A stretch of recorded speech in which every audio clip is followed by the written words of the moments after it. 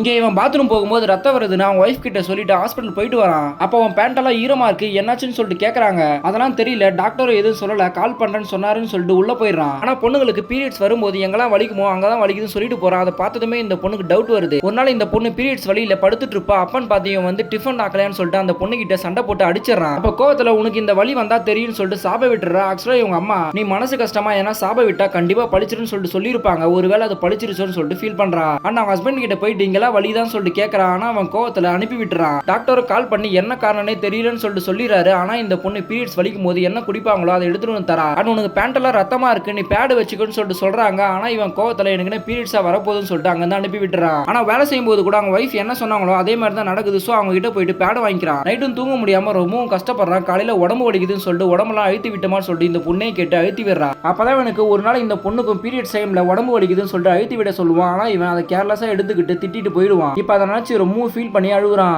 தென் கொஞ்ச நேரம் கூட வேலை செய்ய முடியாம ரொம்பவும் கஷ்டப்படுறான். அடுத்த நாள் தூங்கும்போது கூட ஏன் எதுக்குன்னு தெரியாம அழுதுட்டு இருக்கா. அதை பார்த்த இந்த பொண்ணு என்னாச்சுன்னு சொல்லிட்டு கேட்கறா. தெரியல, அதுவாவே அழுக வந்துட்டு இருக்குன்னு சொல்றா. அதை கேட்டதுமே இந்த பொண்ணு அவளுக்கு என்ன வலின்னு சொல்லிட்டு தெரியும், அதுக்காக கட்டிப்பிடிச்சு ஃபீல் பண்றா. இப்ப 3 நாள் முடியுது, இதுக்கப்புறமும் பேட் வைக்கணுமான்னு சொல்லிட்டு கேட்கறா. இந்த பொண்ணு இன்னும் 2 நாள் வைக்கணும்னு சொல்லிட்டு சொல்றா. ஆனா இவன் அந்த பொண்ணோட காலையே வந்து பொண்ணுங்களோட வலியை புரிஞ்சுக்காம நான் ரொம்பவும் கஷ்டப்படுத்தேன்னு சொல்லிட்டு ஃபீல் பண்ணி மன்னிப்பு கேட்கறான். இந்த வலியோட என்னால வீட்லயே இருக்க முடியல, எப்படிதான் நீங்க வெளியெல்லாம் போய் வேலைக்கெல்லாம் போறீங்கன்னு சொல்லிட்டு அழுகுறான். ஆனா இவங்க அதெல்லாம் ஒன்னும் இல்லடா சரியாயிடும்னு சொல்லிட்டு கட்டிப்பிடிக்கிறாங்க.